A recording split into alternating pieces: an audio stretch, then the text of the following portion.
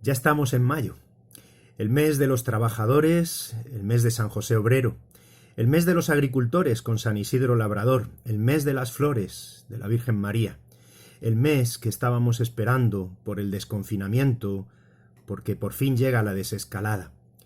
Os invito con palabras del Papa Francisco a hacer una reflexión, porque es importante que nos hagamos preguntas, que busquemos respuestas a la luz de lo que estamos viviendo, a la luz de este coronavirus, de toda esta realidad.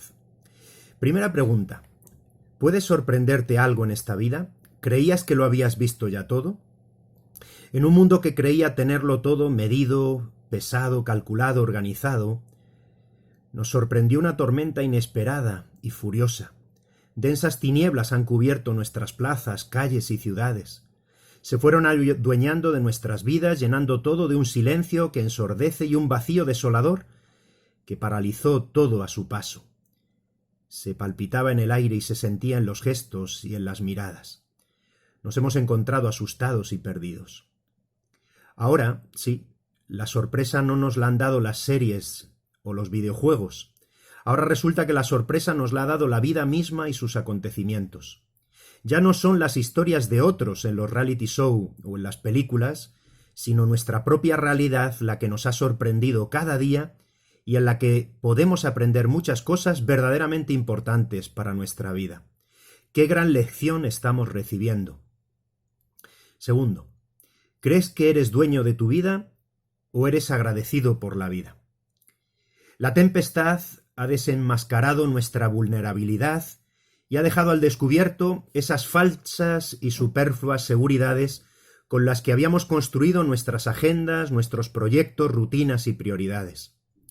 En una sociedad que no duda en afirmar constantemente que cada ciudadano es dueño de su vida, que tenemos derecho al aborto, a la eutanasia, a la manipulación genética y a tantas cosas que decimos tener derecho, ahora resulta que esa misma sociedad no ha sido capaz de conocer un pequeño virus. Desconocemos no solo su verdadero origen, sino también desconocemos cómo es posible que se propague tanto. Nos costará meses encontrar su erradicación. ¿Será entonces que no somos dueños de la vida, ni de la propia ni de la ajena? ¿Aprenderemos ahora que la vida es un don y que hay que cuidarla, defenderla, agradecerla? ¿Habrá llegado el momento de respetar la ley natural y el orden natural creado por Dios? Tercero, ¿qué eliges? ¿Individualismo o fraternidad? En una sociedad que ha fomentado constantemente la educación y las formas de vida para que las personas cada vez seamos más individualistas y más egoístas, que continuamente estemos como compitiendo entre nosotros y que busquemos sobre todo nuestro propio interés, ahora resulta que con esta tempestad, con este coronavirus, se ha caído el maquillaje de esos estereotipos con los que disfrazábamos nuestros egos siempre pretenciosos de querer aparentar. Ahora la situación que vivimos ha hecho evidente algo fundamental. Nos hemos dado cuenta que estamos en la misma barca, que todos somos frágiles, que al mismo tiempo todos somos importantes y necesarios, que todos estamos llamados a remar juntos, que todos necesitamos de la ayuda de los demás. En esta barca estamos todos. Esta pandemia no nos deja indiferentes porque ha afectado a nuestras familias, a nuestro trabajo. No solo ha afectado a nuestro pueblo, a nuestra ciudad. Esto ha afectado a todos y en todas partes. Cuarto, ¿qué es lo que consideras más importante? Las encuestas siempre han respondido con claridad que lo primero y principal es el dinero y, por supuesto, el ocio, el deporte, el trabajo, el estudio, la salud. Reconozcamos que hemos vivido codiciosos de ganancias, que nos hemos dejado absorber por lo material y trastornar por la propia prisa. Y de repente todo se ha parado. Y ahora caemos en la cuenta de que lo más importante resulta que es importar a los demás. Entre nosotros, en nuestras familias, lo que más duele es cuando escuchamos decir «es que no te importo». Es una frase que lastima y desata tormentas en el corazón. En este momento ha quedado claro que a la inmensa mayoría lo que nos importa son nuestros mayores, nuestros niños, los jóvenes, los sanitarios, nuestros amigos y familiares, nuestros compañeros de trabajo, incluso los vecinos, que antes ni siquiera saludábamos tal vez y ni siquiera conocíamos, y así un largo etcétera. Todos queremos y esperamos importar a alguien y que por teléfono alguien nos pregunte ¿cómo estás? Y poder responder ¿y tú? Quinto, ¿a quién quieres aplaudir cada día? Ahora no se aplaude al final del partido de este o cual deporte o al final de un concierto, porque no los hay. Tampoco se aplaude en los platós de los programas de televisión o en los concursos. Los que reciben la gratitud de nuestra sociedad son los que sirven a los demás, incluso con riesgos de sus vidas. No aparecen en portadas de diarios y de revistas, ni en las grandes pasarelas del último show, pero sin lugar a dudas están escribiendo hoy los acontecimientos decisivos de nuestra historia. Médicos, enfermeras, enfermeros, encargados de reponer los productos de los supermercados, limpiadoras, cuidadoras, transportistas, fuerzas de seguridad, voluntarios, sacerdotes, religiosas y tantos otros que comprendieron que nadie se salva solo. Ahora ya todos tenemos claro a quienes necesitamos de verdad cada día y se lo queremos agradecer. Sexto, ¿has calculado el precio de esta pandemia? Esta pandemia ha puesto al descubierto todos los intentos de encajonar y olvidar lo que nutre el alma de nuestros pueblos. Todas esas tentativas de anestesiar con aparentes rutinas salvadoras, incapaces de apelar a nuestras raíces, de evocar la memoria de los mayores, de verdaderamente prescindir de tantas cosas importantes. Cuando comenzó la pandemia, los países que más tardaron en proteger a sus ciudadanos, es decir, en defender nuestras vidas, ahora no solo tienen muchos más muertos por millón de habitantes, sino que también tardarán más en salir de la crisis. El coste de esta pandemia está directamente relacionado en todos los países con el valor que se ha dado a la vida de cada ciudadano. Y eso se traduce en cosas concretas como, por ejemplo, la información que se ha dado desde el principio sobre la gravedad del coronavirus, sobre la prevención, los materiales necesarios para que todos tuviéramos los equipos de protección. Está relacionado con los test que se hacen o no se hacen. El coste en vidas es un indicador directo del coste económico que tendrá todo esto. Antes muchos creían que la economía era independiente, que por supuesto por encima de cualquier cosa estaba la economía, y se han equivocado. Y de hecho, así nos lo ha enseñado siempre la doctrina social de la Iglesia, y ahora todos lo estamos viendo, aunque sin duda habrá quienes todavía querrán no reconocerlo. Séptimo, ¿somos ejemplo de responsabilidad y cooperación? Algo que está quedando en evidencia con el paso de las semanas es cuánta gente cada día demuestra paciencia e infunde esperanza, cuidándose de no sembrar pánico, sino corresponsabilidad. Cuántos padres, madres, abuelos y abuelas, docentes que muestran y cuidan en la distancia a los niños, con gestos pequeños y cotidianos, cómo enfrentar y transitar una crisis que está viviendo todo el mundo, pero que no todos lo vivimos de la misma manera. Hay quien nos ayuda a levantar la mirada, hay quien eleva una oración. No somos ni debemos ser una sociedad ni individuos encerrados ni secuestrados, sino una sociedad responsable que colabora para salir de esta situación y que está aprendiendo día a día, y que merece unos políticos a la misma altura, responsables y que busquen el bien común.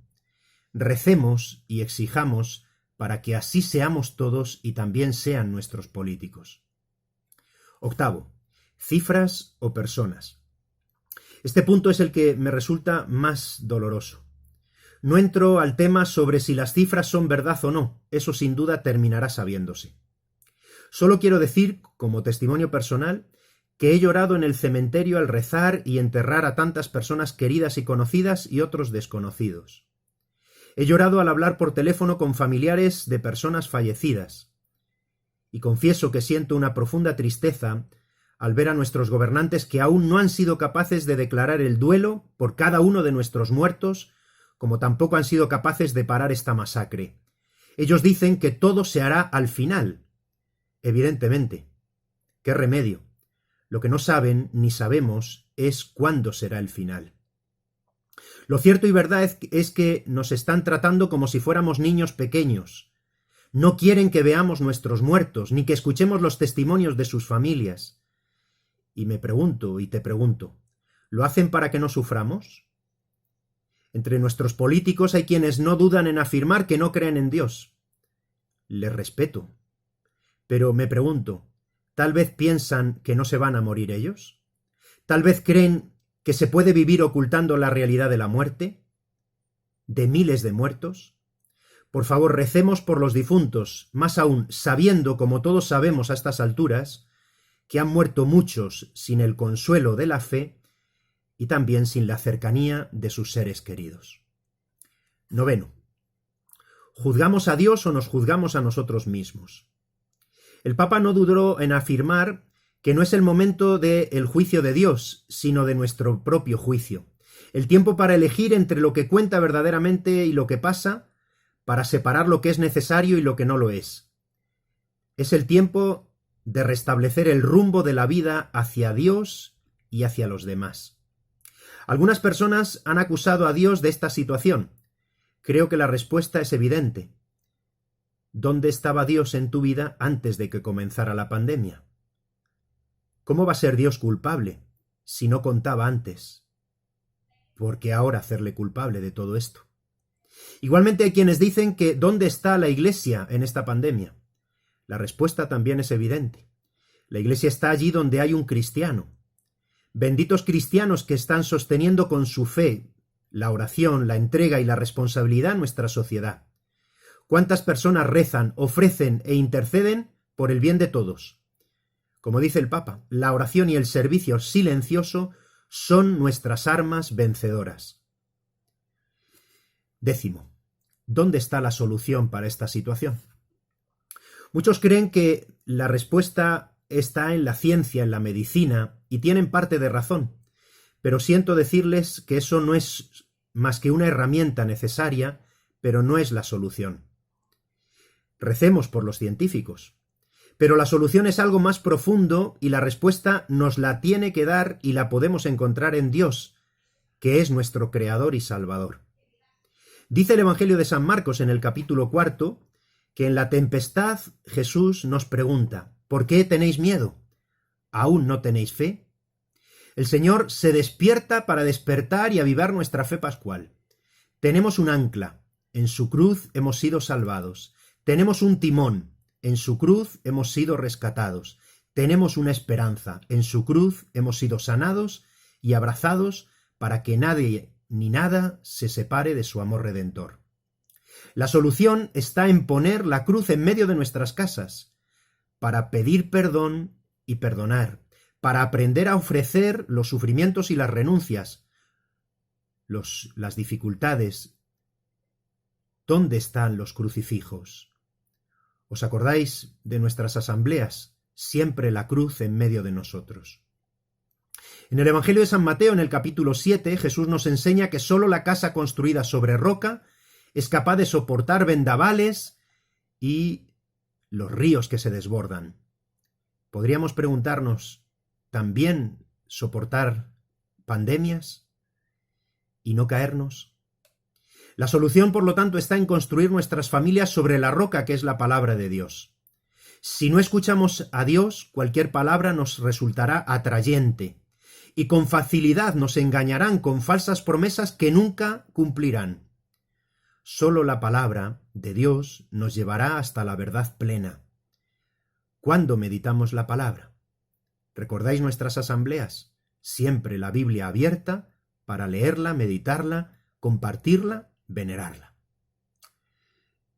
En el libro del Apocalipsis escuchamos, yo estoy a la puerta llamando, si alguien oye y me abre, entraré y comeremos juntos. Dios no entra sin llamar, solo entra si se le deja entrar. Dios no entra nunca a la fuerza. Solo así actúa Dios.